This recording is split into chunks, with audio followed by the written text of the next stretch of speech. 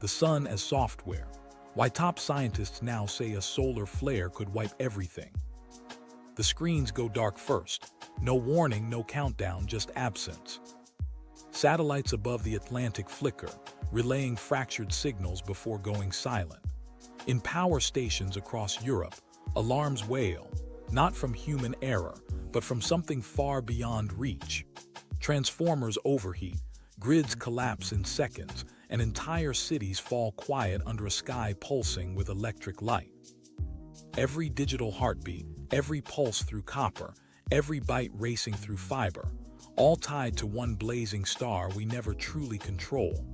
Civilization hums on invisible current, its stability borrowed from the sun. When that current stops, so does everything we've built. Scientists have begun to warn. It's no longer if the next storm arrives, but when. The last time this happened, in 1859, the Carrington event turned the skies to blood-red light and overloaded telegraph systems with raw electricity. Back then, humanity barely noticed.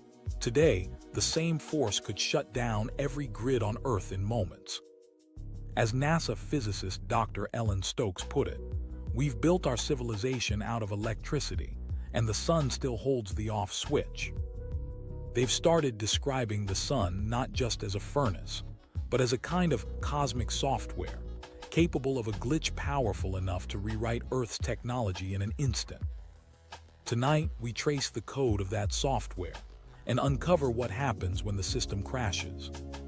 The day the sky went electric. It began quietly in late August of 1859. A British astronomer named Richard Carrington stared through his telescope at what looked like two bursts of white fire boiling on the surface of the sun. He sketched them down, marking their place, just before a blinding flash forced him to turn away. 40 hours later, the world experienced something it had never seen before. A curtain of light stretched across the planet.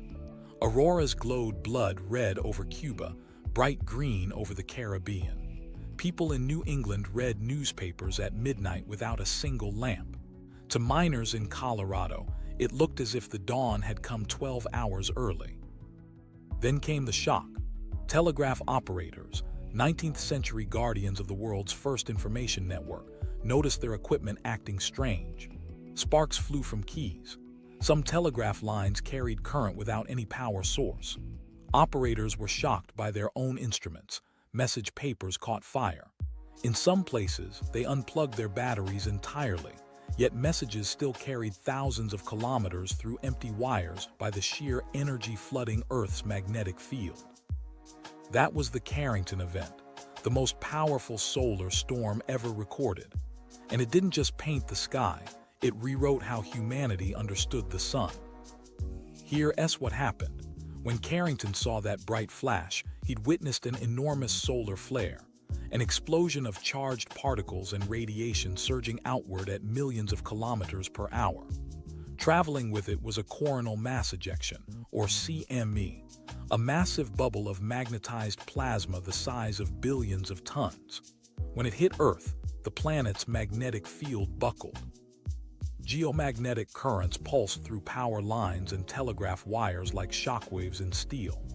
The entire planet became an antenna, receiving energy from the sun. In 1859, with only a few telegraph systems in existence, it was mostly an inconvenience and a strange scientific curiosity. But if the same storm hit today, the result would be catastrophic. Modern power grids are infinitely more connected and infinitely more fragile. Each transformer designed to feed electricity to cities depends on stable magnetic balance. A blast strong enough to twist Earth's magnetic field could induce electrical currents thousands of times stronger than they were built to handle. They'd melt from within in seconds. As astronaut physicist Dr. Ellen Stokes from NASA once put it, the sun sneezes and the Earth catches the flu. Our entire digital civilization lives inside that sneeze. That's not poetry, it's physics.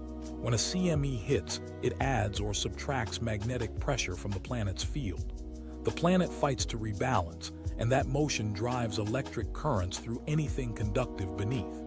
Power lines act as perfect highways for that chaos. In 1859, there was no GPS, no aviation, no global internet backbone stretching beneath oceans. Telegraph offices could unplug and wait. Humanity today doesn't have that luxury. Every system, from satellites guiding airplanes to finance networks timing trades, depends on pulsed electricity synchronized to milliseconds. Disrupt that rhythm and everything stops. To understand why, think of the sun as an engine made of plasma, boiling hydrogen gas under magnetic tension. Unlike a simple fire, it has structure. Magnetic fields loop and twist until they snap, releasing tremendous bursts of energy. These aren't random. They follow cycles about 11 years long, like clockwork generated by the sun's own heartbeat. Every cycle peaks in violence, when sunspots darken the surface like burn marks in a processor. During the 1859 event, Carrington didn't know any of this. To scientists of the time, it was an anomaly, one star's outburst, quickly forgotten as the wires cooled and normal messages resumed. But our perspective has changed. We now understand that the Carrington event wasn't an accident in history. It was the first line in a repeating pattern, a warning written across the sky. In more recent decades, we've seen smaller echoes. The 1921 railway storm-setting telegraph offices ablaze in New York. The 1989 Quebec blackout plunging 6 million people into darkness when a lesser CME collapsed the Hydro-Quebec grid. Those were tremors compared to the blast Carrington recorded. Scientists estimate that if the same strength of storm struck Earth today, the damage to transformers alone could take years to repair. During that time, continental grids would remain dark, satellites would wander from orbit, airplanes would lose navigation, communication would reduce to analog radio at best. The cost? Potentially trillions of dollars, an economic impact greater than any war in modern history. And it all started with a flicker on the surface of a star, no further away than 8 light minutes. For Carrington, it was simply a day interrupted, a bright flash in his eyepiece, recorded, dated, put away in a notebook. But buried in that notebook was proof that technology and astronomy were about to collide forever. The telegraph proved our inventions could stretch across continents. The Carrington event proved that the sun could erase them in a single heartbeat. To grasp the magnitude of that connection, to see why our modern world lives at the mercy of something 93 million miles away, we need to go deeper into how the sun itself behaves. Because behind those storms and flares lies a code, one we're only beginning to read. The sun's own logic of magnetism, flow, and feedback, its software of light and fire. And as we'll learn, that code can crash. The sun's code. Get this, the sun isn't a static ball of fire. It's more like a living machine made of plasma and magnetism, constantly rewriting itself. Think of it as a loop of software running across a 4 million kilometer sphere, with currents for code and magnetic fields for logic gates. Each time those magnetic fields twist, tangle, or flip, they can spark an event powerful enough to reach across space and touch us here on Earth. Every 11 years or so, this star completes what scientists call the solar cycle. During that period, the sun's magnetic poles slowly weaken, crumble, and flip in a process that would look like chaos if we could watch it unfold up close. It's not day-to-day predictable. There's no neat on and off. Instead, it's an algorithm of turbulence. Hotter plasma rises, cooler plasma sinks, and in that motion, electric currents generate complex magnetic patterns. Those patterns aren't random. They evolve, interfere then. When tension becomes too much, break. That's when a flare or a coronal mass ejection bursts outward. Some scientists have begun calling these moments magnetic reconnection events, but others have started borrowing language from software engineering, calling them code faults. Because the sun really does behave like a self-modifying system. It loops through instructions written in magnetism and plasma flow. Dr. Carla Ramos, a solar physicist from the European Space Agency, once described it this way. Each cycle is the sun debugging itself, but sometimes the patch fails, and when it does, we get a flare that erases half the code. She wasn't joking. Every magnetic inversion rewrites massive regions of the solar surface. When loops rupture near the surface, they release enough energy to power the entire human civilization for hundreds of thousands of years, all in a matter of minutes. We're living right now at the crest of one of those cycles, Solar Cycle 25. It began quietly in late 2019, and scientists project its peak around mid-2025. Over the past 2 years, the sun's face has been peppered with growing clusters of sunspots. Each one is a trap of tangled magnetism, storing vast electrical energy like a capacitor waiting to discharge. In February 2024, the largest sunspot group in decades stretched across nearly 1/5 of the sun's visible disk. To solar scientists, that's like staring at a fault line ready to rupture. These dark spots might look passive, but think of them as stress points in a loop of code that's just reached its breaking condition. Observatories like NASA's Solar Dynamics Observatory, the SDO, watch them day and night, imaging the sun in wavelengths of light we can't see. Ultraviolet, extreme ultraviolet, X-ray. Each wavelength traces a different layer of solar activity, revealing the architecture of that magnetic code. When you look at time-lapse imagery from the SDO, it's mesmerizing. The surface bubbling like boiling metal, flares twisting upward in arcs taller than the Earth itself. You can see the flow of information across the plasma. And the strange thing is, it almost behaves with purpose.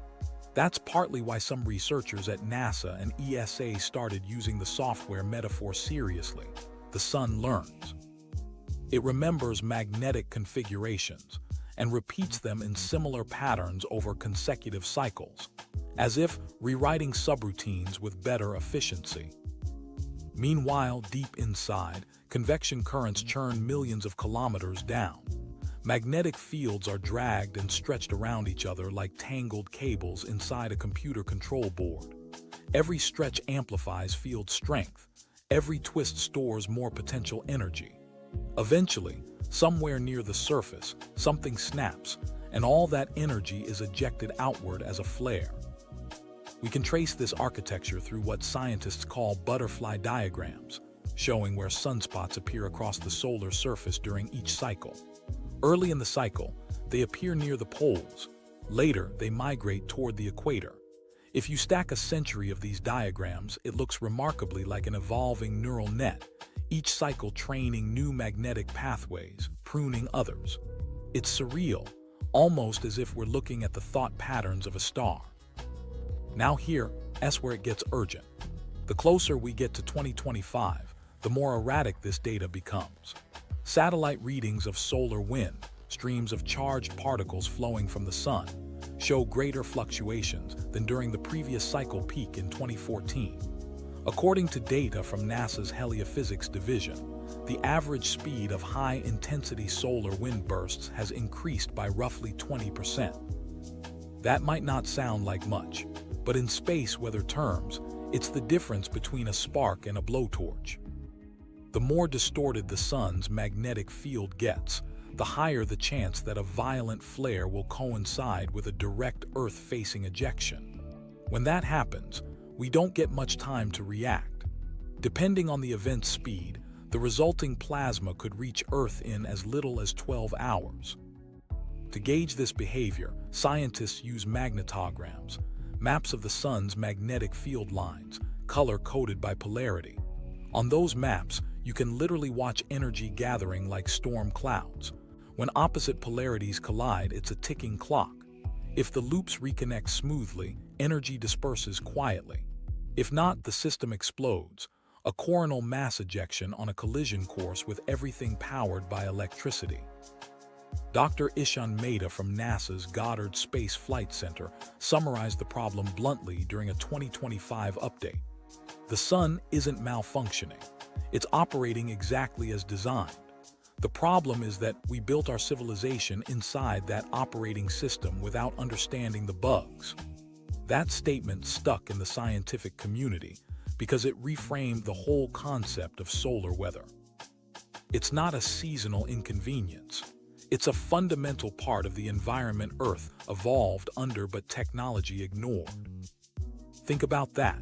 The same star that gives us life also writes the rules for our technology's survival. Satellites, grids, navigation, all depend on electromagnetic stability that can vanish with a single update. The sun never sends us advance notice about. Across observatories worldwide, teams study these cycles like meteorologists tracking hurricanes. Except our hurricane is 93 million miles away and larger than the solar system's ability to protect itself. The Solar Orbiter mission, orbiting closer to the sun than Mercury, now captures the first close-up data of magnetic twists lifting off into space. What scientists find consistent in every eruption is pattern recursion, the same sequence of magnetic buildup and release, varying only in intensity. It's repetition with escalating potential, like a software loop heading toward overload. And at the peak of the current cycle, we're seeing record-breaking flare frequency. In May 2024 alone, more than 20 powerful M-class flares and several X-class flares, the strongest category, were recorded. When sunlight reaches us 8 minutes later, it looks beautiful. But those flares also launch radiation storms that hammer satellites, distort GPS, and ripple through high-altitude flight paths. Each of those blasts is the sun's debugging process at work, rewriting and rebooting as it manages its own internal logic. But for us, they're warnings. Every increase in activity reminds scientists that a Carrington-level event isn't rare, it's overdue. Statistically, odds suggest Earth should face another in the next century. The odds for it happening during an active solar maximum like this one are higher than at any other time in a decade.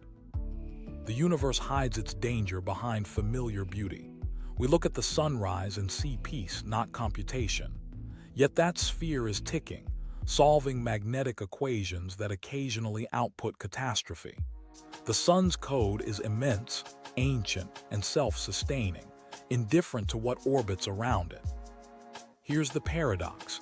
The sun doesn't mean harm. It simply runs its process, cycle after cycle. It's us who adapted too well to the brief calm between storms. Our circuits, grids, and satellites are written in smaller, more delicate code, all dependent on a system we can't control. And that's why scientists now see the sun less as a ball of gas and more as a processor, a cosmic operating system tuned for chaos management. Its runtime never ends. Its errors, when they happen, are measured in auroras and blackouts. So as we watch the magnetic fields tighten once more, the question shifts from curiosity to survival. What if the next glitch in the sun's code doesn't just brighten our night skies, but crashes our entire civilization's operating system? In every observatory window glowing with real-time solar data, that's the line we're waiting to see cross the screen. AI discovers the sun's patterns. For more than a century, solar forecasting was a matter of observation and luck. Scientists tracked sunspots by hand, logged flare frequencies, and waited. But now, machines have joined the watch. In 2025, a new generation of models turned the sun's chaos into data and then into prediction. It started with one ambitious project, NASA and IBM's Surya model, a deep learning system trained on the heartbeat of our star itself. Surya consumes more information about the sun in a day than a human scientist could analyze in a lifetime. 14 years of solar dynamics observatory data, millions of images taken every 12 seconds, feed its neural network. That imagery spans ultraviolet, magnetic, and visible light, mapping not just brightness but behavior. What emerged wasn't just a pattern, it was a language. Surya began to recognize the precursors of flares, the subtle darkening around sunspot clusters, the tension in magnetic loops twisting before release. Dr. Ravi Patel, part of the NASA-IBM collaboration, described it simply. We taught the model to see stress in the sun the way a doctor sees a pulse under skin. That vision granted something humanity never had before: time. 2 hours of it, to be exact. Surya can forecast major solar flares up to 2 hours in advance, doubling our previous warning window. It pinpointed events that, to the naked eye, looked harmless until 15 minutes before eruption. That lead time can mean the difference between a scrambled satellite and one safely powered down. Meanwhile, halfway across the world, researchers at NYU Abu Dhabi pursued a different angle, predicting not flares but the aftershocks, solar wind. Their AI model, trained on decades of solar wind speed data and extreme ultraviolet imagery, now forecasts those speeds 4 days out with 45% more accuracy than operational models before it. That means we can anticipate when charged particles will buffet Earth's magnetic field, shifting currents and auroras. For space weather centers, this was revolutionary. For the first time, we could see the storm before it hit. But as every scientist involved quietly admits, foresight doesn't equal control. 2 hours, 4 days, it's warning without shelter. The challenge isn't the signal, it's the civilization listening on the other end. In May 2024, both Surya and NASA's Dagger model, a real-time geomagnetic forecast system, were put to the test. Midway through the month, a sequence of X-class flares erupted, leading to one of the strongest radiation storms in 20 years. Older models flagged uncertainty. Surya identified a high-risk signature 2 hours before the first eruption. Dagger's downstream prediction signaled geomagnetic disturbance with a 30-minute lead, updating every minute thereafter. When the plasma reached Earth, communications wavered, radio faded, satellites switched to safe mode, and yet damage was limited. Operators had time to act. For scientists, that was proof of concept. AI could read the sun's pulse faster than nature could strike. But even success carries weight. The reality is, those warnings buy us minutes, not immunity. We can't turn off Earth's transformers the way we can park a satellite, said Dr. Layla Mahmood, a heliophysicist at Goddard. Our grids are always live. That's the problem. While Surya studies the sun, AI back on Earth runs simulations of what would happen if a Carrington-Scale flare targeted us now. The models paint a grim picture. Global transformer collapse within 90 seconds, chain reactions crippling intercontinental links, communications lost as GPS satellites fry in orbit. The projections show cascading blackout zones spreading across the continental United States within half an hour, then Europe, then Asia as grid interconnectors fail in sympathy. Billions in seconds. And still, researchers push the algorithm further. Each new data feint from the Solar Orbiter or Parker Solar Probe becomes another line in Surya's dataset, a finer texture in the sun's unpredictable code. The model doesn't just predict flares, it visualizes them, producing animated outputs of magnetic loops twisting before ignition. To scientists, it's like watching the equations come alive. To engineers, it's a stopwatch counting down to catastrophe. One subtle discovery changed everything. Training runs showed that before a massive flare, the solar magnetogram pattern develops what AI scientists call entropy drift, a measurable increase in the randomness of magnetic pixel data. It's like the sun's surface gets noisy, disordered, unstable.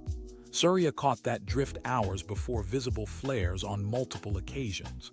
The implication: the sun may advertise its next outburst long before it explodes, if we know what to look for. Dr. Patricia Kwan from the Solar Physics Data Lab shared that insight during a 2025 briefing. For the first time, we're decoding precursors invisible to humans. AI is teaching us to listen where our eyes can't see. The room went silent after she said it, because it marked a shift. We've built machines that can read another star's breathing. We've turned the sun into a data set. Yet for all the triumph in that, the tension lingers. These models expose a cruel truth. Predicting an event of cosmic scale doesn't make us safer from it.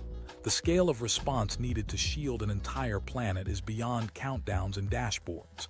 AI can whisper, "It's coming," but it can't build a better grid, launch instant shields, or harden transformers faster than plasma approaches. It's intelligence chasing inevitability. Still, the work continues. Every cooperating observatory, from NASA's Goddard to NOAA's Space Weather Prediction Center, feeds the system constant updates. Solar physicists watch Surya's predictions overlay with real flares, color coding where it guessed right and where it missed. The accuracy climbs, pattern by pattern. Scientists once joked about wanting a space weather Doppler radar. Now they have something better, a learning machine watching a star. Through the Surya model's open-source release in 2025, researchers worldwide can test, improve, and deploy its predictions. It's hosted publicly, its code transparent, encouraging collaboration far beyond NASA.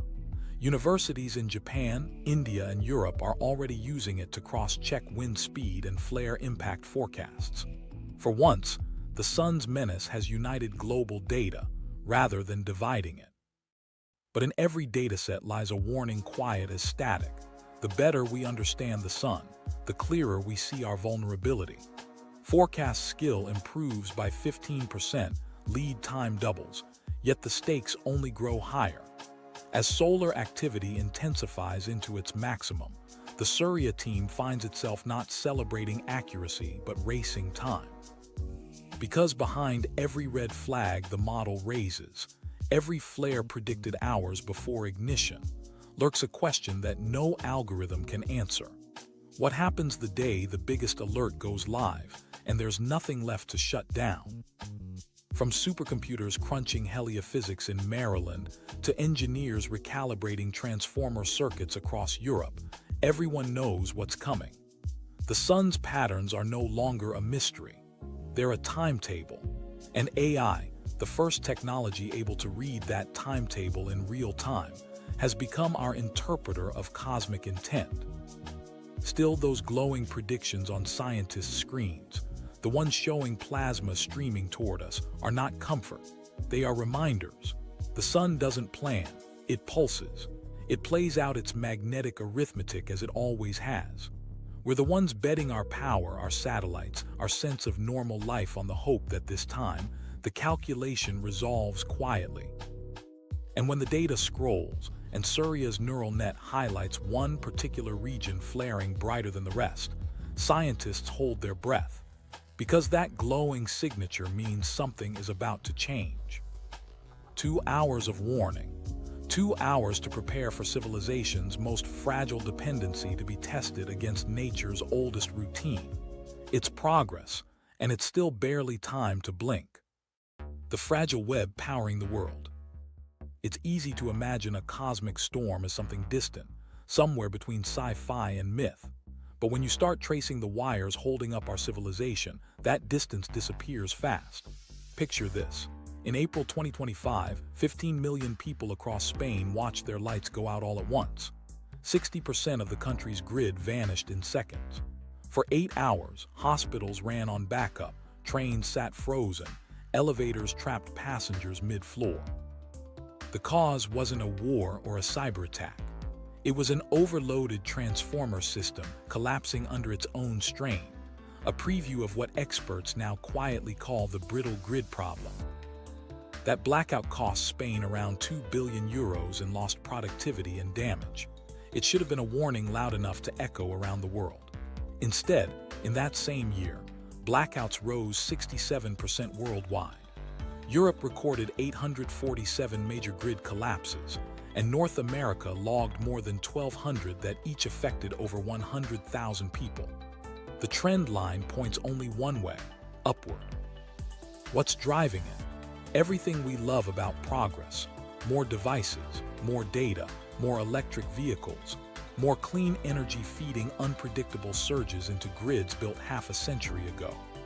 Those wires were designed when the biggest household load was a refrigerator, not a house full of lithium batteries and fast-charging carports connected to AI-managed energy networks.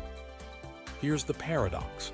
The transition to renewable power, meant to stabilize our future, is shaking the foundations of the system it depends on.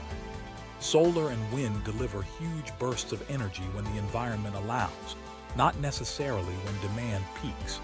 Without enough storage or grid flexibility, that surge becomes noise, forcing operators to dump excess energy, then scramble moments later to cover deficits. It's like running an orchestra, where every instrument plays on a different sheet of music. Dr. Henrik Lavoie, an engineer with the International Energy Resilience Council, summed it up bluntly last year. The modern grid behaves like a nervous system in overdrive. It's reactive, not responsive. One impulse in the wrong place and the whole thing seizes. He wasn't speaking metaphorically. Just a push from outside, a magnetic disturbance, for example, can induce vast electrical flows through transmission lines that were never meant to handle them. That's why NASA's Heliophysics division keeps such a close eye on geomagnetic currents. When a solar storm strikes, it turns those power lines into antennas for cosmic energy. They channel charged particles deep into transformers, burning their copper winding until the steel cores fuse. One destroyed transformer can knock out power for hundreds of thousands of homes. Replace it, up to a year, because there's no surplus factory line for multi-million-dollar machines the size of buses. The Electric Power Research Institute in the United States recently modeled a global scenario. Their conclusion: a geomagnetic event equivalent to the 1859 Carrington storm could disable up to 10% of large transformers worldwide instantly, with a cascading failure spreading to half the globe's population in less than 48 hours. That's not alarmism. That's engineering math meeting cosmic physics. But you don't even need a solar flare for chaos. The April 2025 blackout revealed holes that already exist.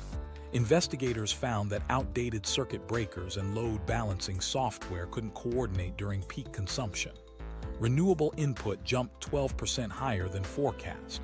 The grid overloaded, automatically triggered protective shutdowns, and within seconds, thousands of relays tripped like dominoes. For 8 hours, Spain's digital infrastructure, banks, trains, telecoms, went dark, and that was on a sunny afternoon under clear skies. Now imagine that same fragility hammered by a CME. A blast of magnetized plasma surges across the magnetosphere. Solar wind particles ride geomagnetic lines right into continental power networks. Within minutes, induced currents spike. Substations in border regions flicker first. Then the transformers start to saturate. Their insulation boils. Metal expands. Protection devices misfire as frequency stability collapses. Lights flicker, and cities die from the inside out. The globalized grid, once celebrated as a triumph of connection, is suddenly its own downfall. Europe's networks are heavily linked. When one country topples, others feel the shock. That's what researchers call sympathetic failure. In tests, even small blackouts in one region can propagate voltage irregularities thousands of kilometers away. In a natural disaster scenario, those ripples multiply faster than any operator can respond. Economically, it's terrifying.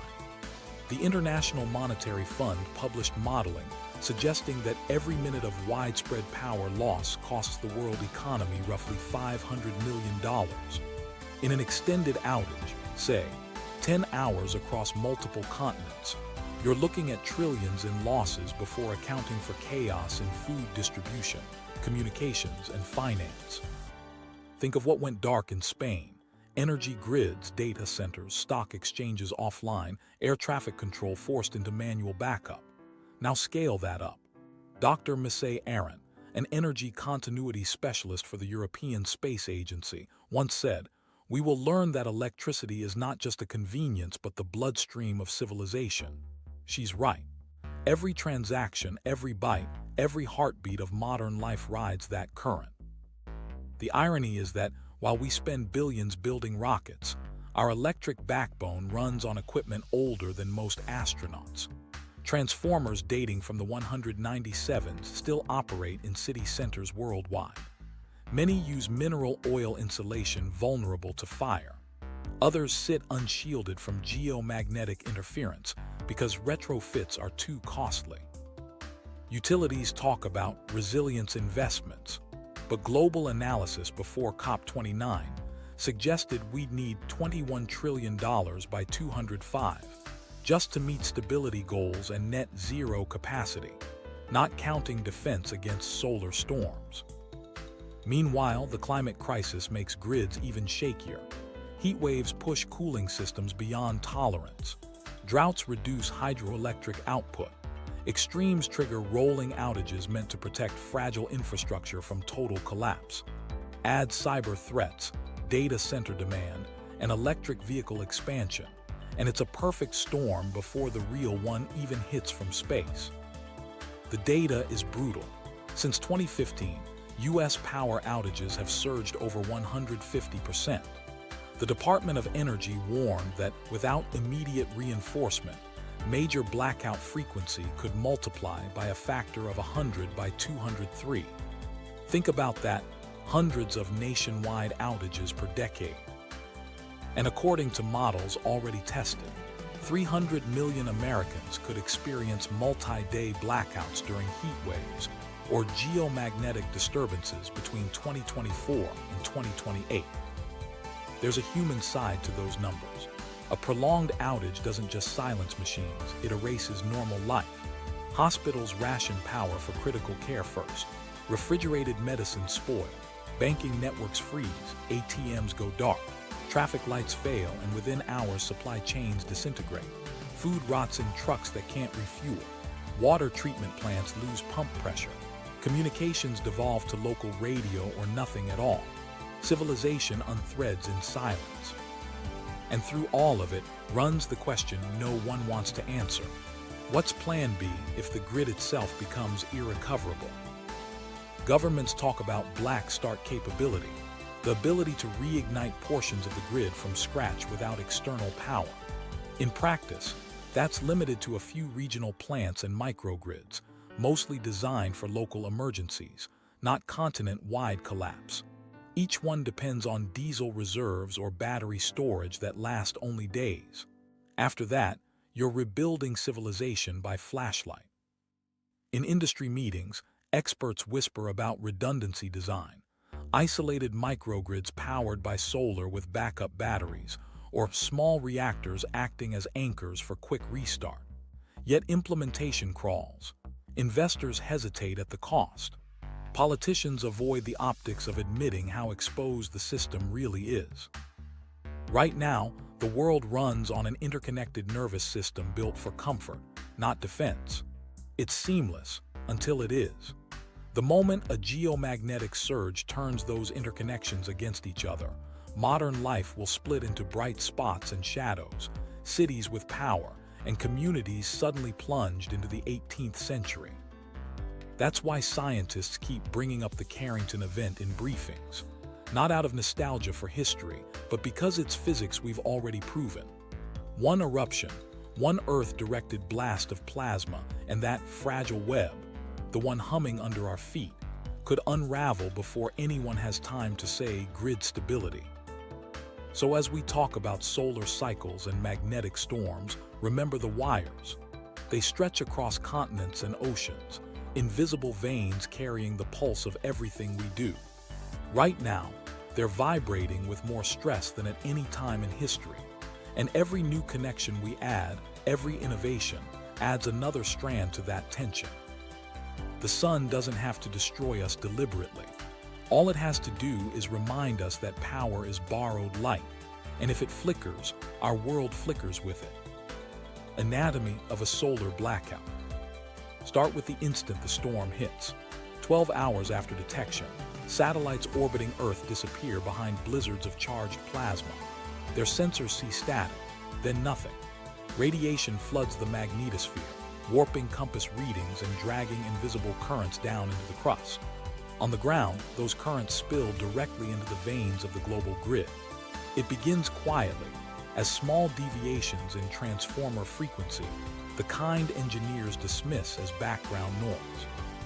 Within minutes, it turns catastrophic. Transformers are built to manage alternating current, a rhythm of magnetism that hums precisely 60 times per second. But geomagnetic storms throw that rhythm off. When the sun's plasma interacts with Earth's magnetic field, it creates geomagnetically induced currents, or GICs. These are direct currents, slow, relentless streams of electricity that overwhelm transformer cores. Heat builds. Magnetic flux saturates the steel until it buzzes and glows red. Insulating oil vaporizes. Copper windings twist like molten rope. Protection systems, designed for lightning strikes lasting milliseconds, fail against a current that won't stop flowing. And then the first pop is heard through the grid's telemetry feeds. Substations go dark one by one. Operators in control rooms across continents stare at monitors filling with error codes. They try to isolate regions, shut down transmission lines to contain what's happening.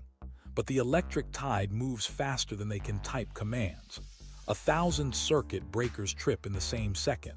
Entire regions blink off the map. NASA has simulated this cascade dozens of times. Their models show that when a strong CME hits, comparable to the Carrington event, currents up to 500 amps can surge through long power lines. That's enough to fry systems from Quebec to Texas in less than 90 seconds. During the 1989 Quebec blackout, induced currents of only 200 amps collapsed Hydro-Quebec's grid in 90 seconds. The next storm could double that. First, the northern latitudes feel it. Those regions sit under magnetic lines closest to the poles, prime targets for solar storms. Aurora begins to dance over Canada, Norway, Scotland, bright enough to cast shadows. But it's no spectacle for those watching their cities shut down. Control equipment in Arctic Circle power stations overheats. Relays trip, plunging towns into cold darkness. The disruption races south through interconnectors. Each failed segment transmits its imbalance to the next and the next again. A transformer exploding in Alberta can set off instability as far as Chicago. In Europe, the synchronized grid pulls power east to compensate for drops in the west. Within seconds, voltages wobble across 4 nations. The whole network begins to seesaw, an echo of electrical panic. In backup centers, operators radio warnings. Reduce load. Prepare for full disconnect. Sensitive facilities switch to island mode, sealing themselves off from the main grid. Microgrids survive temporarily, but they're surrounded by collapse. Internet exchange points flicker out. Fiber amplifiers along the sea cables lose synchronization. Subsea data routes fail like dying arteries. Airlines abort flights mid-route. Without GPS integrity, navigation reverts to inertial systems. Pilots report compass drift. Satellites in low Earth orbit tumble as their control systems shut down to avoid destructive charging. Communication constellations blink off like constellations at dawn. The global positioning backbone, timing everything from stock trades to phone towers, loses coherence. Now the human side begins to register. In Paris and Toronto, subways grind to a halt between stations. Elevators freeze with passengers trapped inside. Emergency lines jam. Hospitals activate diesel generators, some start, some don't. Digital transactions fail. ATMs display blank screens. Gas pumps lock. Water systems slow as pumps lose electricity and reservoirs stop refilling. The chaos fans outward in waves. Each blackout cluster forces others to draw more load, repeating the stress cycle. Engineers call it cascading collapse. Imagine a spider web snapping strand by strand until the whole net gives way. Within 3 hours, half a continent could lose stable power. Within 6, the blackout merges across ocean cables into others. The data centers that run banking, logistics, and communication collapse under missing power and cooling. According to a 2025 Electric Power Research Institute study, just 30 lost transformers across North America could trigger a continental blackout lasting weeks. Replacement time for each one averages 11 months. Transformers aren't interchangeable. Many are custom-built overseas, shipped slowly, and require cranes that themselves need electricity to operate. Once those are gone, repair becomes a paradox. You need power to make power. Historical precedent offers a grim benchmark. In March 1989's Quebec event, a comparatively small storm collapsed 6 million people's electricity supply for 9 hours. That flare was 1/10 the size of the Carrington blast. The cost then was $13 million.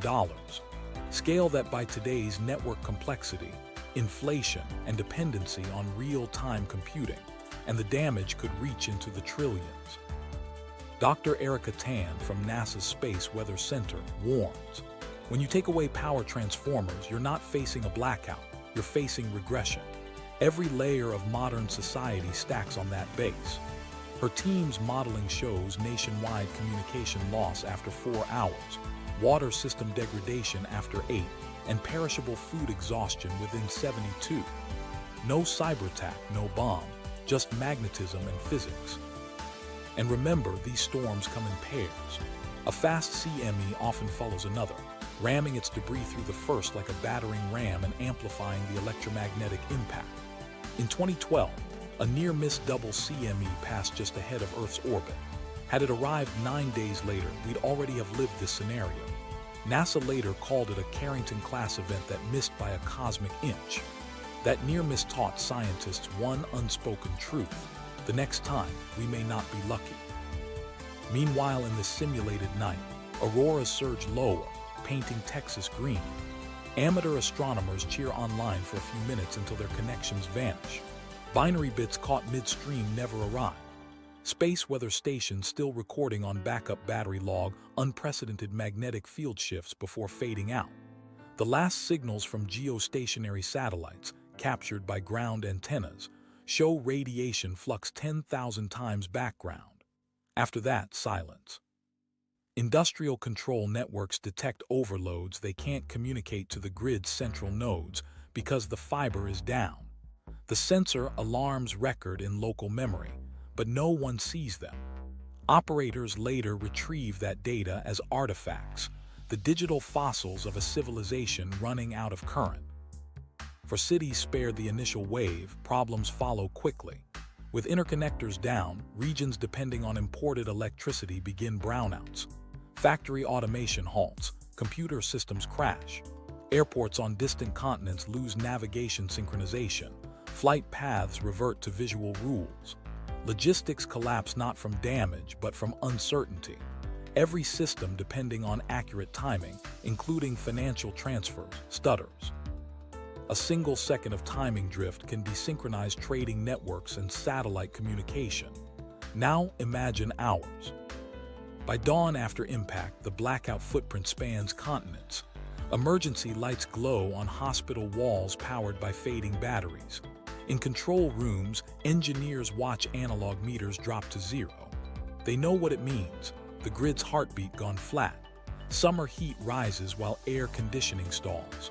Water pumps sleep. There's no explosion, no grand spectacle of destruction. Just infrastructure quietly dying. Mills, circuits, relays, each losing alignment with the planet's new magnetic rhythm. Civilization doesn't burn, it unplugs itself. To power companies, that's the nightmare not of battle but of entropy. You can't fight the sun. You can only ride out its pulse and hope recovery is possible. Yet even in failure, the grid reacts like a living organism. Autonomous shutdowns, modern AI balancers, battery microgrids. They try to heal, rerouting, isolating nodes. Some cities flicker back for minutes before collapsing again under renewed surges. And while scientists predicted it, humans never truly believed it until that silence comes. As Dr. Marcus Hill from the European Space Weather Institute said recently, "We built our civilization like a lighthouse on the shore of a magnetic ocean, and we forgot tides exist." That's the anatomy of a solar blackout. It isn't the apocalypse in fire, but the suffocation of infrastructure by the same energy that gives us life. An invisible wave crossing space, touching a planet strung with copper and code, and showing, utterly without malice, how fragile light can be. 72 hours after impact. Hour 1, the world holds its breath.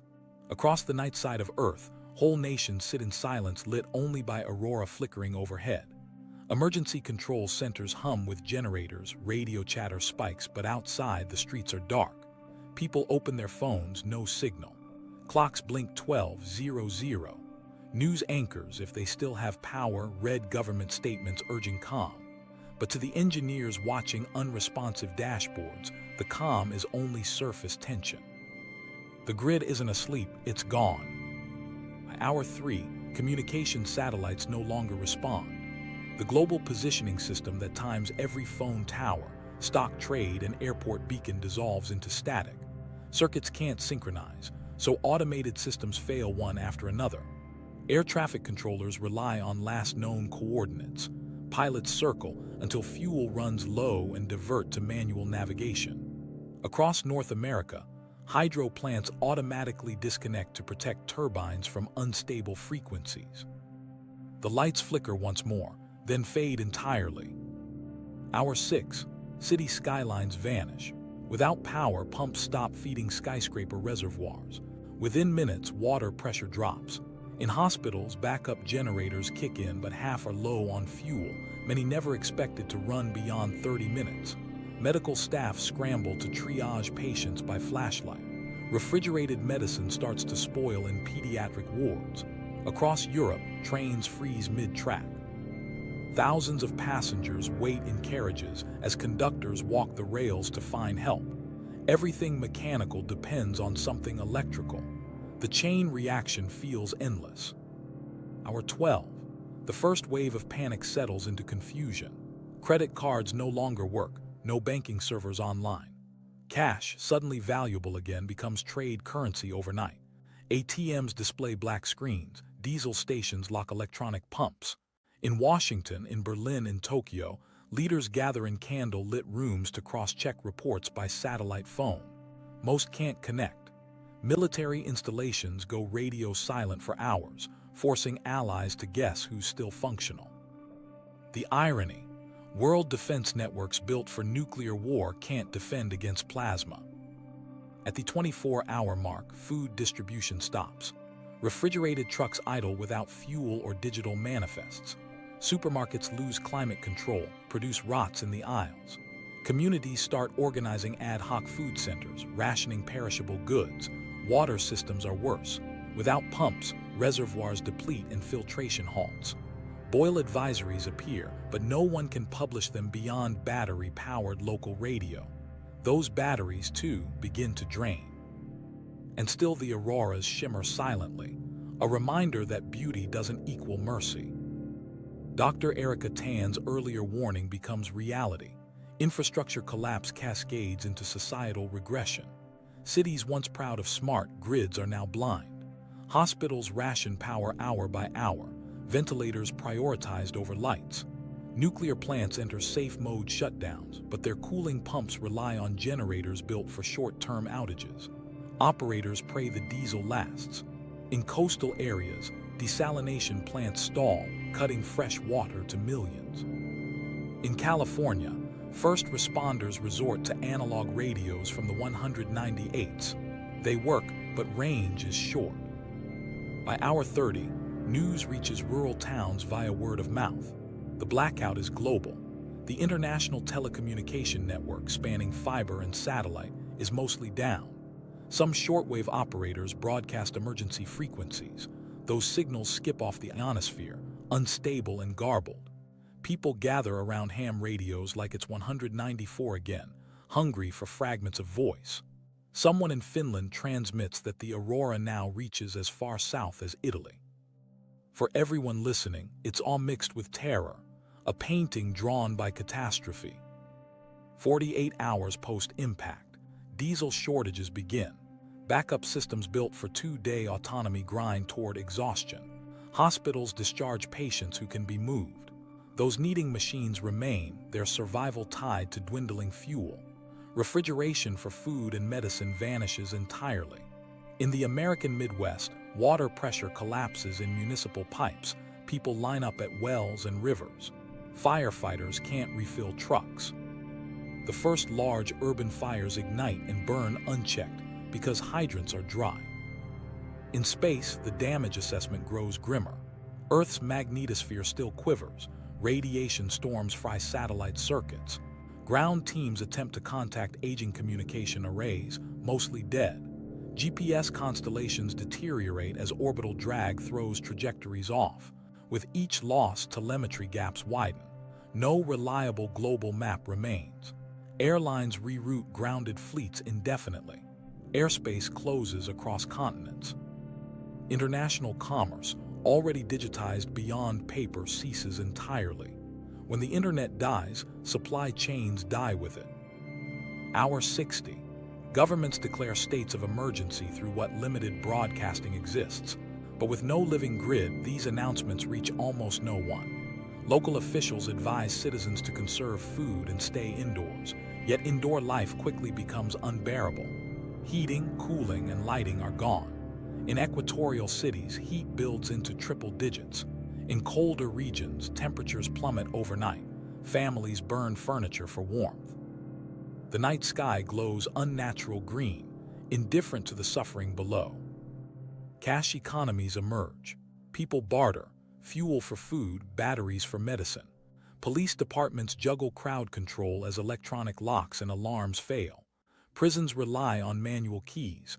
Many guards abandon posts to check on families. Highways jam not from traffic but stalled vehicles.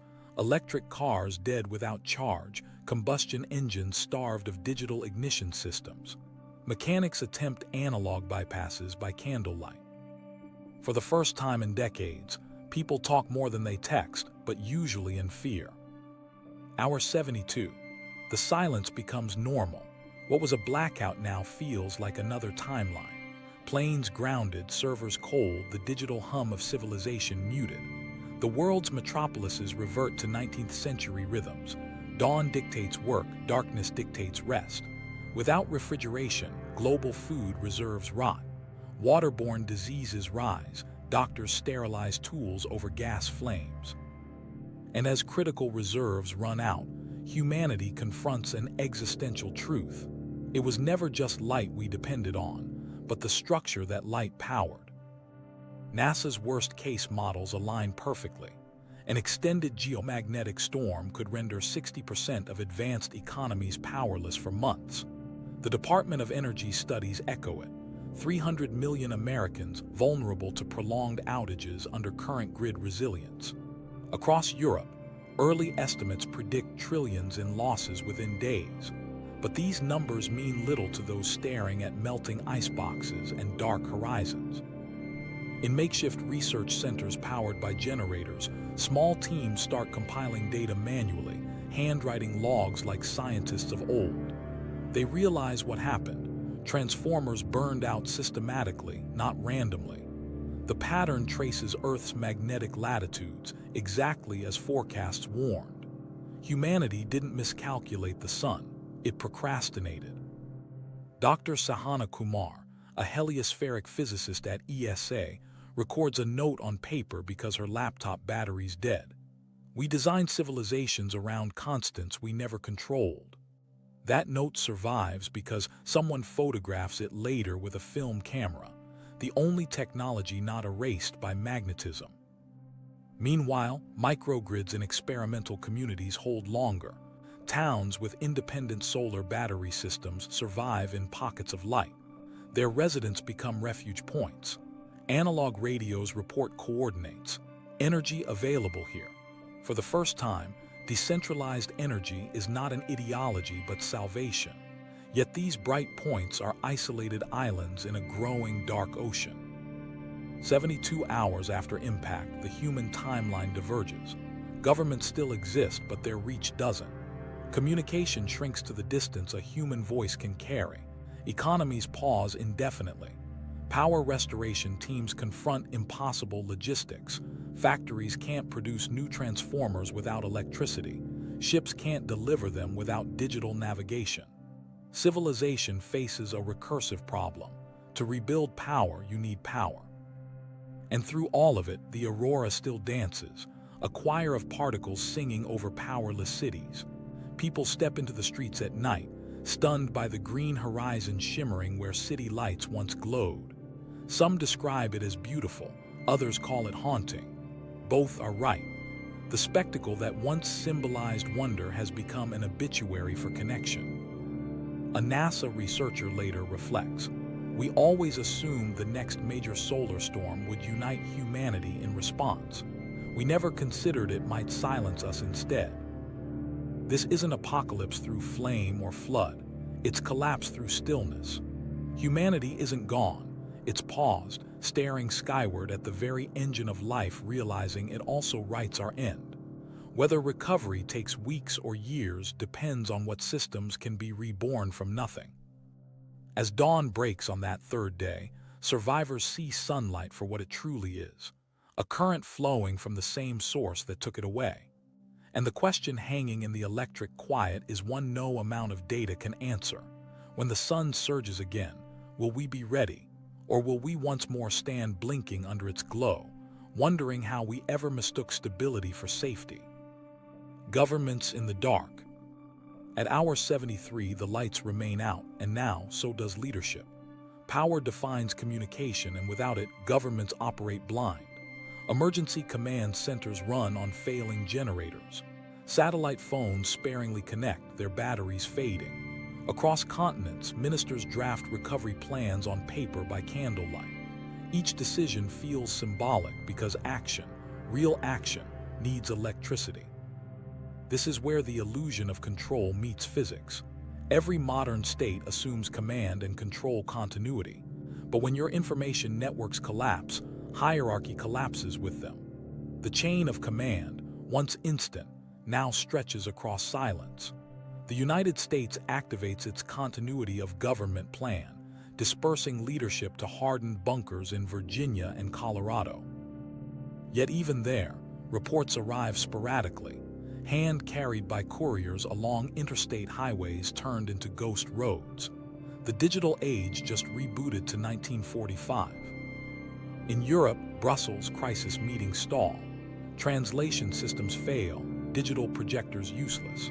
Delegates huddle around printed situation maps revised hourly with pencil marks. France attempts to coordinate energy restoration with Spain, but both nations are already isolated islands, their grids unresponsive. The Iberian Peninsula's limited microgrids hum faintly, but transmission lines remain offline. Officials resort to shortwave radios, broadcasting emergency codes that hiss and fade in the storm-distorted atmosphere. Collaboration, normally political, now depends on the ionosphere's mood. Governments in the dark isn't a metaphor anymore. It's literal. Without the data streams they rely on, policy fragments into rumor and instinct.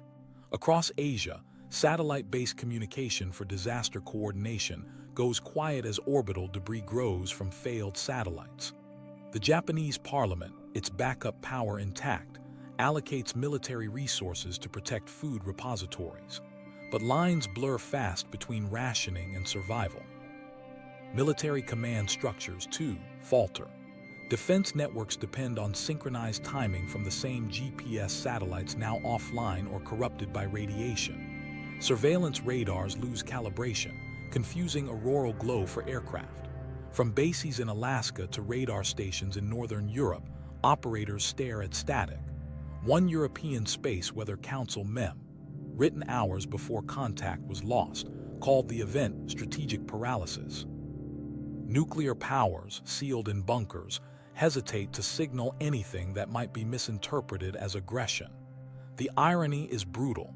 Humanity's weapons still function, but its communication doesn't. Meanwhile, populations grow restless.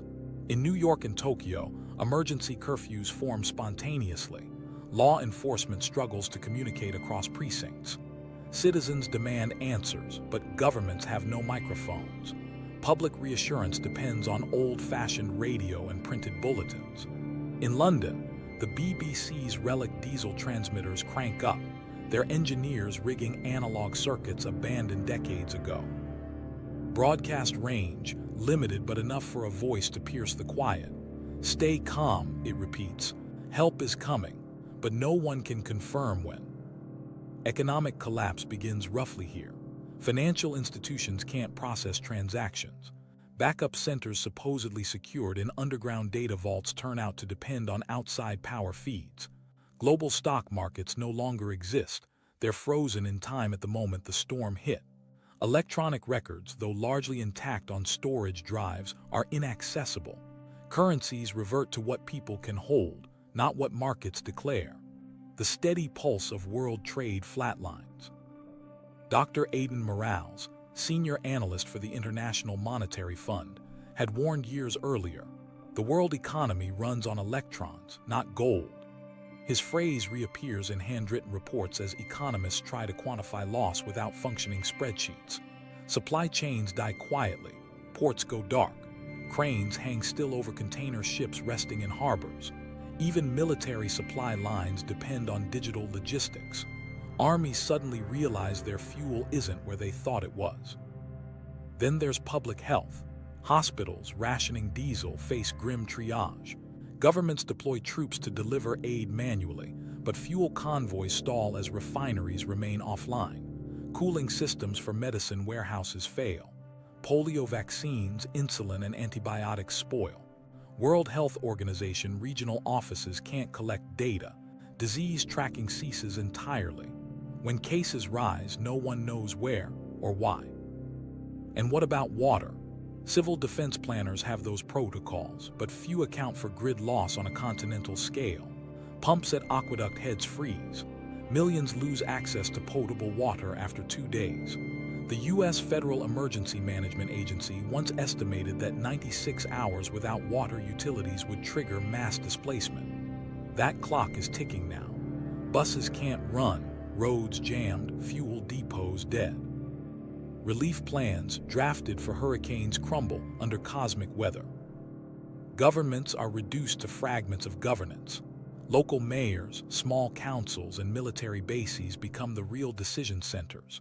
With the collapse of digital hierarchies, power becomes hyper-local. Communities follow whoever still has a working generator or a handheld radio. In suburbs once synchronized by smartphones, bulletin boards reappear, printed notices acting as timelines. History loops backward. Security deteriorates as night repeats. With communication broken, law enforcement agencies can't verify commands. Some freeze operations altogether, afraid of acting on false orders. Looting begins sporadically, often for water and food, rarely for money. The currency of survival is calories and charge. Battery packs become barter. Inside the White House's underground command center, handwritten memos circulate through narrow tunnels. They describe regional statuses: Northeast blackout total, Midwest limited microgrid recovery, Pacific communication none. The president, or whoever remains authorized, dictates orders to couriers for state governors who might not even receive them. It's not governance, it's persistence. In Moscow, the Kremlin deploys field antennas from its strategic reserves, built during the Cold War for precisely this silence. Messages reach parts of Siberia, patchy and delayed. In Beijing, diesel-powered shortwave stations attempt broadcasts asserting control, but static drowns much of it. Nation-states become disconnected continents within themselves, each facing the same physics alone. Every scientific agency warned of this coordination problem. Communication satellite networks like Starlink were considered resilience builders. But when the 2025 storm's radiation fried a fraction of those satellites, their constellation turned from solution to debris field. Future signals bounce unpredictably, interfering with remaining channels. The infrastructure once praised as global redundancy becomes orbital clutter. By the third day, two realities coexist: population-level confusion and administrative fatigue. Emergency committees around the world share one thought written across their notes: we plan for hours, not permanence. Even the continuity facilities that survive, those hardened against EMP and nuclear scenarios, rely on diesel stocks measured in days. Refueling them requires trucks that can't run without electronic ignition. Each day the clock spins faster toward silence. Dr. Helena Ruiz, director of the European Space Weather Division before losing contact, left a simple warning in her final transmission. This isn't the sun punishing us. It's a systems test we already failed. For historians, those words become prophetic. Future researchers will use them to mark the turning point, the moment civilization understood fragility as more than theory.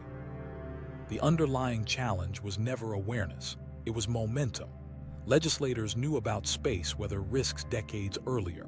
Reports circulated after every geomagnetic scare, Quebec '89, Halloween 2003, near miss 2012. Plans existed for shielding, for transformer stockpiles, for international drills, yet each faded into bureaucracy once skies cleared. Politicians cited low probability and high cost. They acted like cosmic time wouldn't run out. Now, as governments grope through candlelit halls, the cost becomes infinite. Coordination without communication is chaos. Leadership without light is theater. Yet amid that collapse, a few defenders still fight for resilience. Not soldiers, but engineers, researchers, and power restoration analysts working by lantern, trying to design a restart protocol. They sketch circuits on paper, plot magnetic readings, send messengers to functioning antennas miles away. These nameless people become civilization's last bridge back to modernity. Across hardened facilities, from Finland to Arizona, researchers cluster around surviving oscilloscopes and battery-fed instruments. They track what's left of geomagnetic flux, waiting for readings to normalize. Outside, auroras fade. Inside, pencils scratch. The sun's storm is easing, its plasma tide dissipating. But the silence it left behind may last far longer. And this is the paradox of governance under cosmic assault. Power in the administrative sense vanishes with electrical power. Authority is circuitry, and when that circuitry fries, so does command. Leadership collapses into locality, bureaucracy into handwriting. The modern state, stripped of voltage, becomes a voice carried by radio-static, faint, intermittent human. Yet not all is collapse. In Sweden, engineers at a hydro plant managed to restart turbines manually, feeding a nearby town with light after 70 hours. That spark spreads proof recovery is possible. A single working generator becomes the symbol global leaders cling to once communication returns. Because behind the darkness, people still repair, reconnect, and rebuild. The system may be blind, but it isn't dead. The question echoing in every surviving command post is the same one you might be asking now. How do you protect civilization from its own dependence on power? In bunkers and laboratories, one answer is already forming. Shield the infrastructure, redesign the grid, harden what remains, prepare for the next flare. Yet another answer rises silently in the minds of the scientists watching instruments flicker back to life. Maybe this time, we should stop pretending we can outlast the sun. The defenders are already at work, building new shields in the dark. The race to harden civilization. When the lights finally flicker back on in scattered towns, the question isn't how to rebuild, but how to resist the next wave. Engineers in emergency shelters speak in shorthand now: EMP, CME, shielding, redundancy. Civilization's recovery depends on turning panic into preparation. And somewhere in that quiet realization, a race begins. The race to harden what's left. Hardening in today's terms means shielding critical systems from electromagnetic pulses, both natural and man-made. It's not just theory anymore. It's survival engineering. The modern grid is a web of conductors stretching across continents, and every one of them can act as a receiver for the sun's fury. EMP protection used to be a military obsession. Now, it's a humanitarian one. The Electric Power Research Institute becomes an anchor in that fight. In the months following the blackout, their pilot programs take on a new urgency. At substations in the Midwest and across Northern Europe, transformers sit inside newly built steel cages grounded deep into bedrock. These act like Faraday enclosures, metal shells that block or divert electromagnetic energy before it penetrates control circuits. Early tests show something remarkable. When the next smaller solar wave hits, those shielded transformers survive untouched. For the first time, infrastructure proves capable of shrugging off cosmic interference. Dr. Rowan Chen, EPRI's lead resilience engineer, captures the spirit of that shift. We stopped pretending we could predict every storm. Now we build so it doesn't matter when it arrives. His phrase becomes a mantra among grid designers worldwide. Because no forecasting model, not even AI, can prevent impact. The only rational defense is tolerance. At first glance, the technique sounds simple. Surround delicate electronics with conductive material, install filters on power lines, separate critical systems from long-distance cables. But scale makes simplicity oppressive. Protecting one data center might cost a few $1 million. Shielding an entire grid, hundreds of billions. The US alone would need over $300 billion to shield key substations. Globally, the figure exceeds $1 trillion, and that's before considering the logistics of redesigning millions of kilometers of transmission lines. So the new era of resilience focuses on triage. Harden what matters most, says Dr. Helena Ruiz in one of her later recovered documents. Hospitals, data cores, emergency control centers, they're civilization's organs. Lose them and the rest doesn't function. Countries begin inventorying their vulnerabilities like doctors mapping tumors. Europe's space agencies fund EMP audits for communication arrays. The US Department of Homeland Security rolls out grants for transformer shielding and rapid restart systems. Japan invests in underground fiber conduits lined with EMP-resistant sheathing. Even the private sector joins.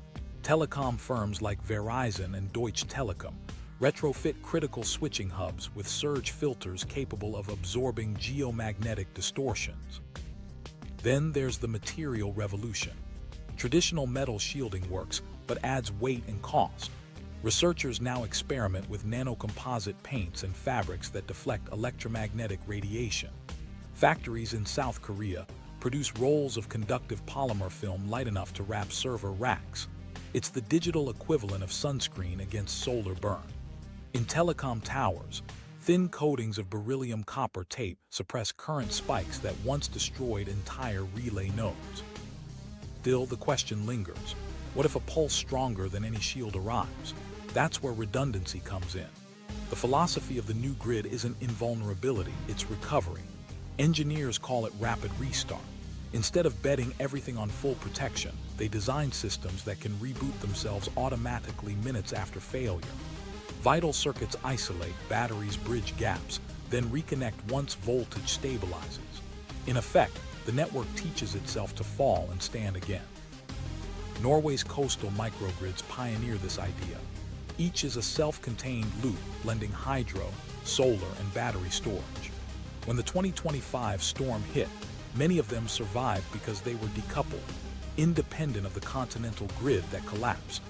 Now governments study those models as templates for future national energy design. Think cellular structure rather than skeleton. Thousands of resilient nodes capable of surviving even if neighbors die. Technology follows strategy. High-speed relays with built-in EMP filters become standard. Power companies deploy fiber optic control links, immune to electromagnetic interference, to replace old copper signaling lines. Data centers start using optical isolators, ensuring that an induced surge can't jump from one server bank to another.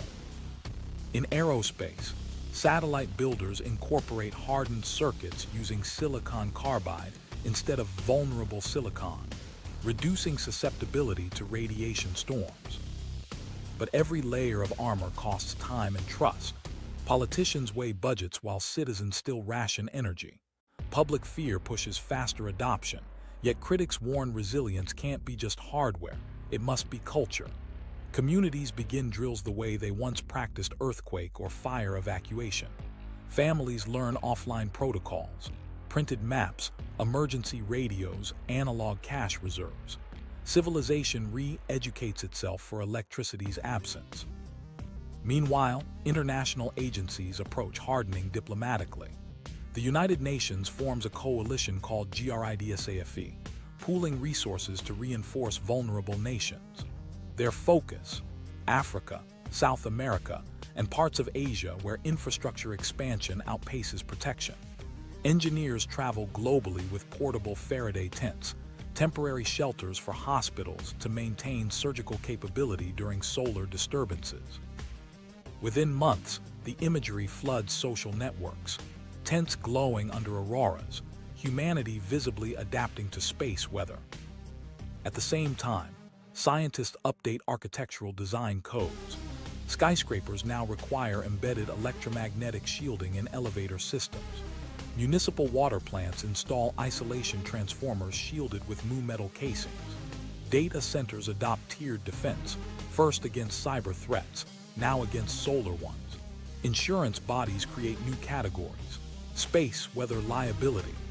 Premiums depend on whether your facility can survive a geomagnetic storm without burning down. The debate turns philosophical when policymakers realize what all this implies. Humanity isn't just building faster computers or cleaner energy, it's hardening civilization against its parent star. Newspapers call it the new Cold War between Earth and the Sun. Yet the scientists closest to it reject that framing. As Dr. Rowan Chen said during a late-night broadcast, "We're not fighting the sun, we're learning to live with it." There's also a technological pivot underway: distributed intelligence. AI systems that once predicted flares now manage recovery. Machine learning algorithms run local energy nodes, analyzing magnetic data in real time and deciding when to disconnect microgrids preemptively.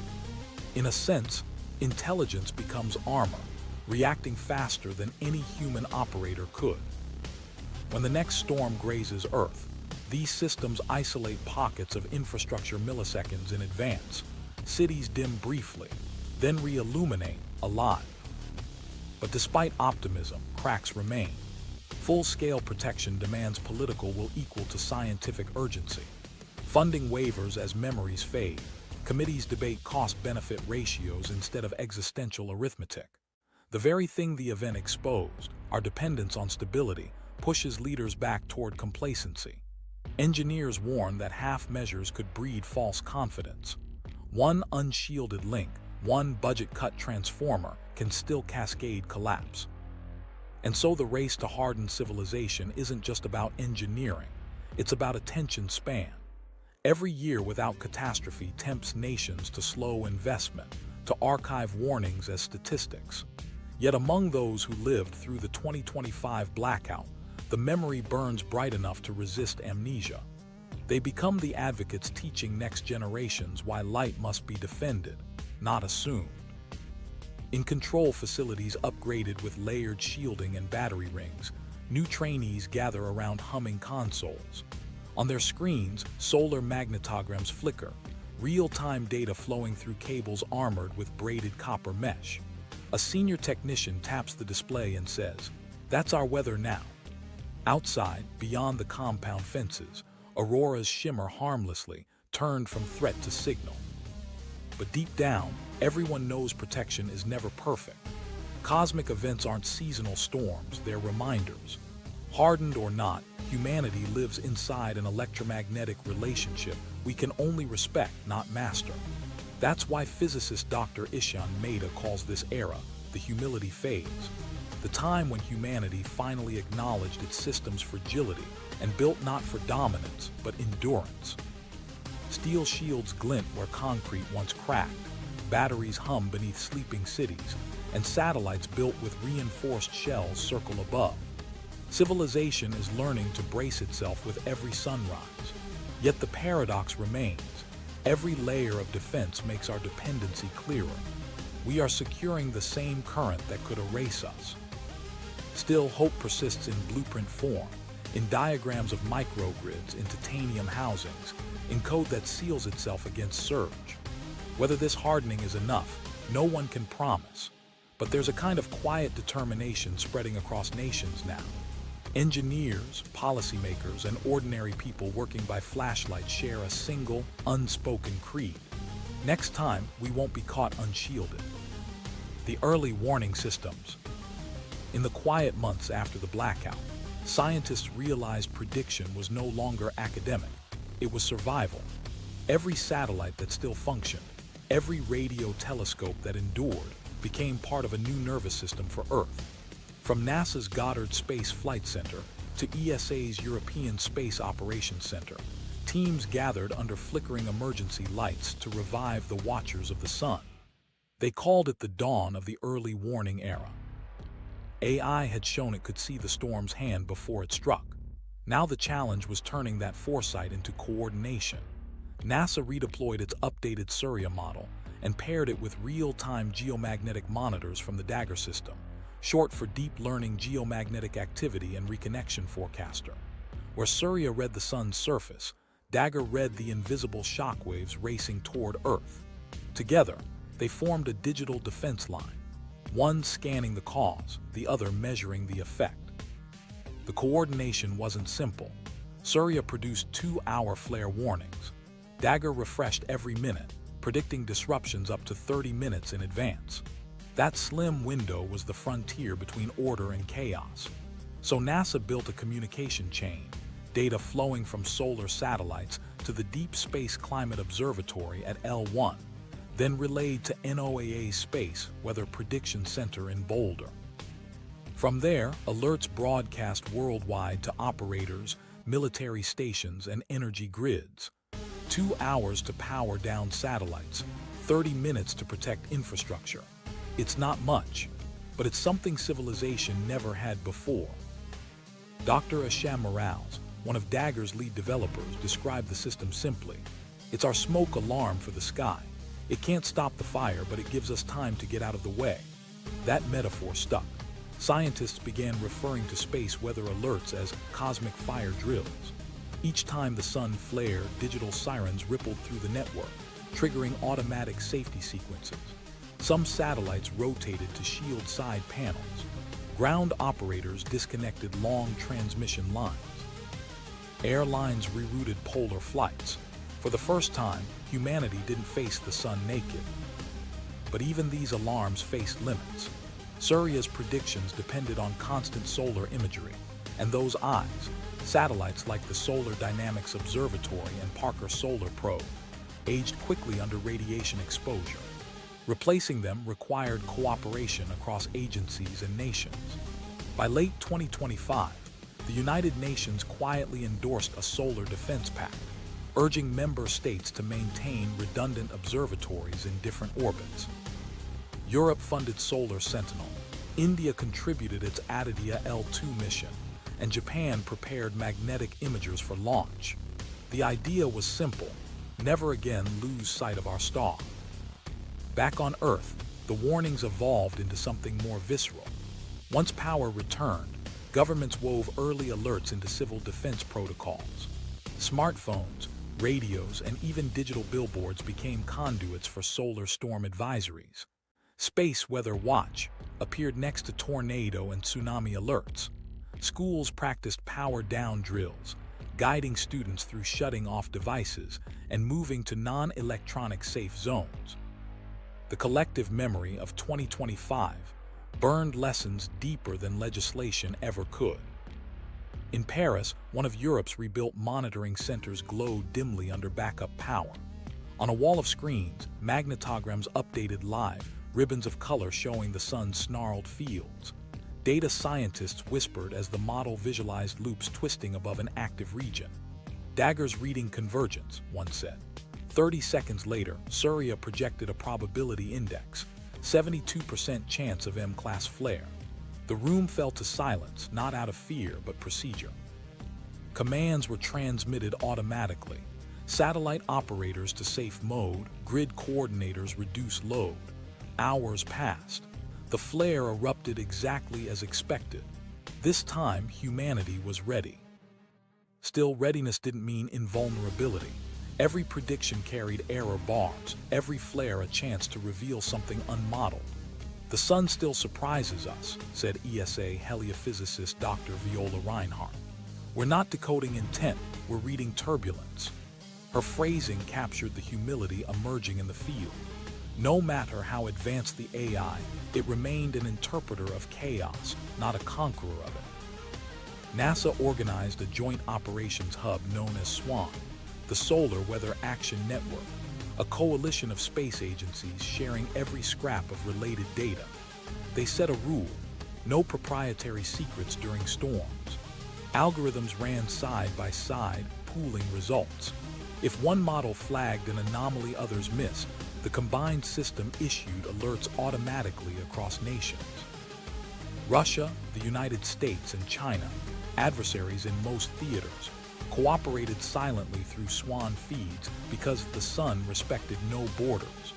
The awareness of shared vulnerability created a rare alliance, the physics of survival outweighing politics. The warning systems also extended to ground sensors. Arrays of magnetometers from Canada to Finland fed real-time currents into global models. When the next storm brushed Earth in late 2026, those sensors lit up sequentially, pinpointing the direction and strength of geomagnetic impulses. Operators in control rooms saw their screens flash amber, then green, stability restored. Dr. Maida, whose earlier quote compared the sun to an operating system, smiled during a broadcast. "We caught the glitch and patched ourselves before it could crash the system." Humanity had staged its first successful self-debug. Yet not everyone trusted the network. Some critics feared false alarms could disrupt economies, forcing unnecessary shutdowns costing billions. Businesses complained that powering down factories for predicted storms risked more loss than rare impacts. In response, AI engineers improved anomaly thresholds and integrated confidence scoring, letting operators weigh risk in percentages. Slowly, the world adapted to living under constant, probabilistic tension, a civilization synchronized to a star's temper. Behind the scenes, specialists debated transparency. Should the public see raw flare probabilities, or would ignorance preserve calm? In 2027, NASA risked openness, launching a public dashboard broadcasting flare likelihoods in real time. It became the most watched stream in history. When a major spike appeared that November and no disaster followed, relief turned to fascination. People learned the language of solar metrics the way earlier generations learned weather words. Terms like X-class potential and sunspot region delta entered everyday speech. The sun's mood became cocktail conversation. And then came a subtle shift in philosophy. Heliophysicists began describing their discipline less as prediction and more as dialogue. The Dagger and Surya systems no longer symbolized defense. They represented conversation between species of intelligence, human, machine, and star. "The sun is our teacher," said NASA Director Dr. Patricia Kwan. "It tells us how energy behaves when pushed to its limit. We just need to listen correctly." Across energy industries, that listening became policy. Major utilities integrated SWAN data directly into operational control. A flare detection above certain thresholds triggered pre-coded routines. Disengage vulnerable transformers, reroute current through shielded pathways, activate battery islands. When Dagger announced an alert in March 2028, dozens of utility control screens across North America instantly switched to protection mode. Lights dimmed slightly, computer clocks adjusted for magnetic drift, and then nothing catastrophic happened. The alerts had transformed panic into choreography. But even as these defenses matured, one haunting thought persisted. Every minute of warning depended on satellites orbiting inside the same geomagnetic storm zone that threatened them. A single unlucky flare could erase the very sensors meant to warn of it. The scientists understood that vulnerability instinctively. The public rarely did. So during a 2029 symposium, Dr. Morales framed it perfectly. "We've built mirrors above Earth to watch the sun. We have to remember they can melt." That sentence ignited new debate about redundancy on the moon, placing observatories shielded from Earth's interference. Projects formed quietly: lunar radio telescopes, autonomous solar imagers powered by fusion batteries. Humanity planned not just to watch the sun, but to survive its gaze from safer ground. Through it all, one truth guided them: every cycle peaks and every cycle ends. The sun calms eventually. After the rescue years, when grids stabilized and skies returned to normal, daily alerts became background noise. People stopped glancing at dashboards. Systems went months without activation. The sun lulled its observers again, as it always does, into comfort. Yet if history proved anything, quiet is temporary. The early warning systems hum constantly, waiting, learning, ready for the next line of code the sun will write across our sky. Their existence marks an evolution, not victory but vigilance. Because every flare, every alarm speaks to a fragile symmetry. The star burns, machines listen, humanity adapts. And somewhere in between, we survive another day under software we didn't create. And in that silence between flares lies the enduring question echoing through observatories worldwide. One you can almost hear whispered through the static of interplanetary transmission. Can predictive science ever really outpace chaos? Or are we just learning to read the countdown before the next glitch? Meaning in the afterglow. When the flare subsides and the grids hum faintly again, humanity wakes beneath a quieter sun. The auroras fade, the static clears, and yet something lingers in the air, a collective awareness of fragility. For the first time in centuries, billions truly grasp that their daily lives depend on currents born 93 million miles away. What was once textbook astronomy has become lived philosophy. In those first weeks of recovery, scientists meet under natural light because electricity is rationed. They take notes on paper, reconstructing data from memory. A researcher at the European Space Operations Center writes a single line across a chilled notebook. "We've lived our entire digital era inside the blink of a star."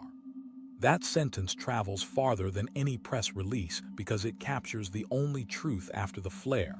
We exist at the mercy of brightness. The restoration process unfolds like an autopsy on civilization's habits. Engineers trace failure chains through melted transformers, mapping them against magnetometer readings. Economists tally invisible losses, markets frozen mid-transaction, refrigerated vaccines wasted, servers drowned in silence. Politicians hold inquiries that sound oddly existential. How much control over reality can a species claim if one burst of stellar plasma can erase its progress? For everyday people, meaning arrives more quietly.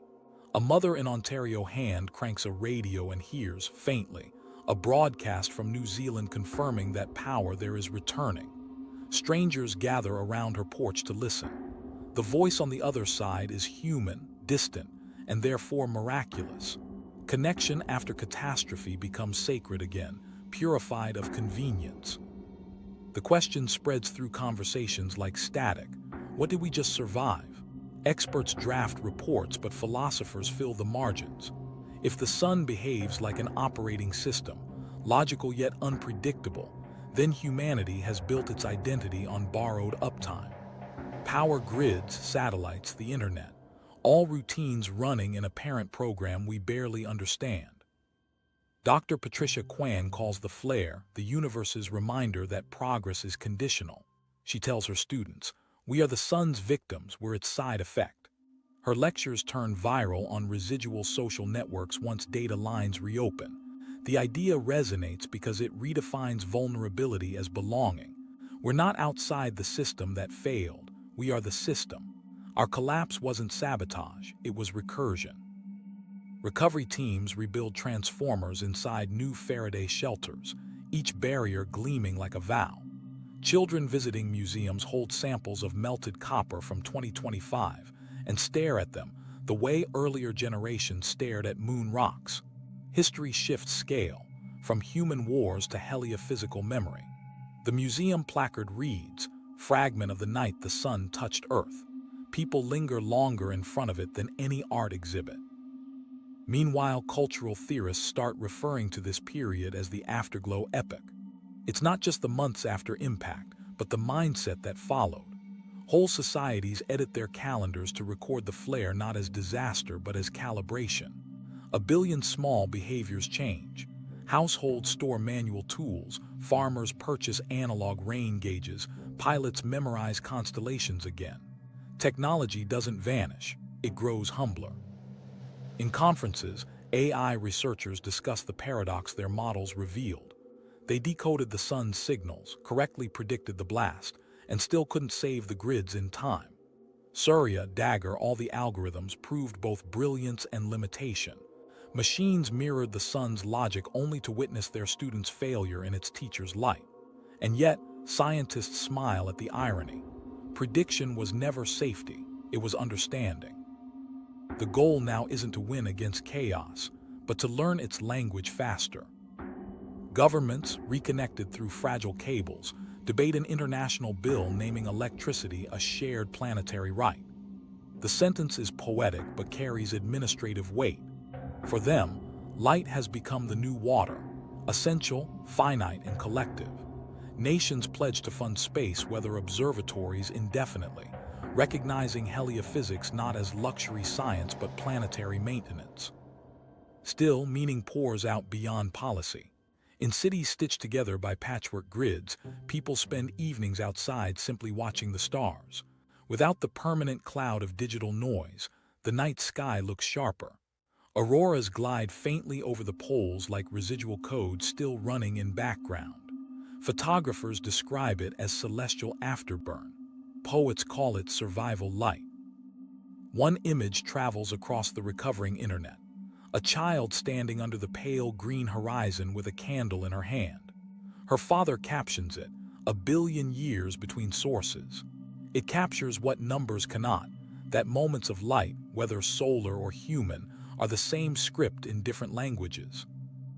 Around observatories, restoration manifests as reverence. Scientists no longer refer to predicting solar flares as forecasting. They call it conversing.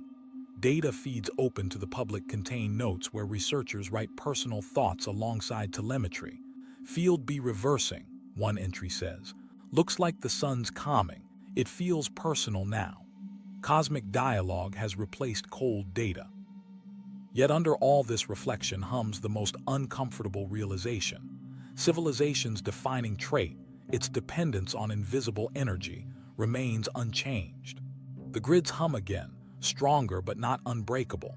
Shielding improves, redundancy grows, yet the sun's cycles continue unbothered. Humanity stands prepared but never immune.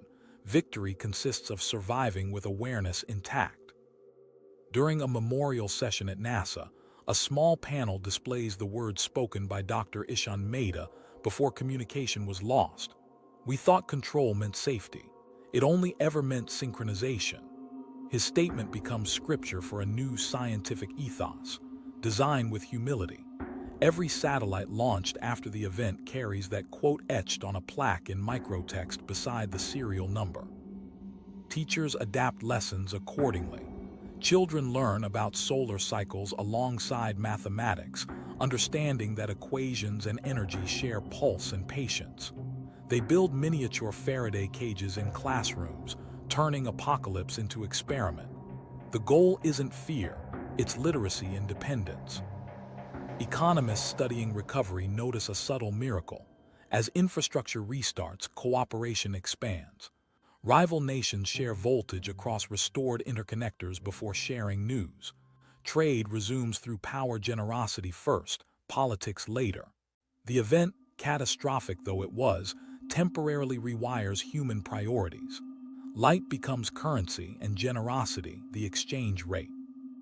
Philosophers revisit the concept of apocalypse altogether.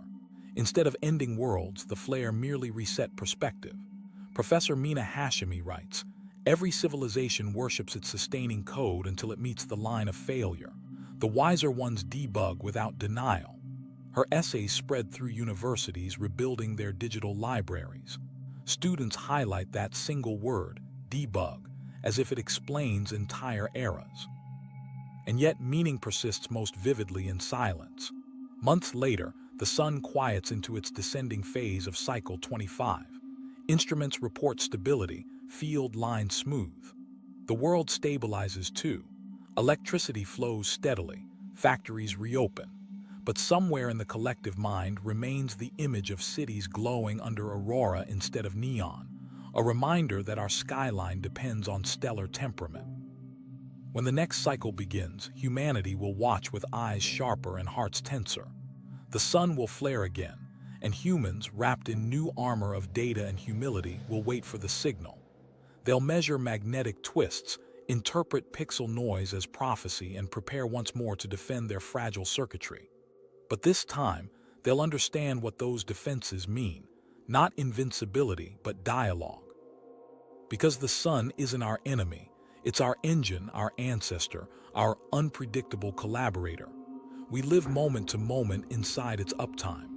Every current through every wire is a handshake across cosmic code. One lost bit, and darkness teaches us humility again. So as the world hums back to routine, one question hangs in the quiet between solar beats. When the next flare writes its lightning across the atmosphere, will humanity recognize it as a glitch to fear, or as a message from the star that made us possible at all? The sun isn't our enemy, it's our origin and our risk. Every current running through our cities links directly to that distant fireball, looping its pulse through our grids and hearts alike. We live suspended in the narrow uptime between eruptions, believing stability is ours to command when it's always been borrowed from a star that never signed the contract. Somewhere between light and oblivion, we realize the truth. Progress was never protection. It was synchronization. Each flare, each blackout reminder rewrites the same lesson. Humility is resilience. So the lights return, but the question stays glowing, uncomfortably bright. If the next solar surge tests us again, another Carrington-class storm in our lifetime, will we truly be ready, or will we once more watch the grids fail and wonder how a single star still decides our fate? If you want to keep unraveling cosmic stories like this, the ones that make us see how fragile and brilliant our world really is, subscribe. Join the community that stares straight into the sun's code and keeps asking the most important question of all. When the next update comes, will humanity crash or adapt?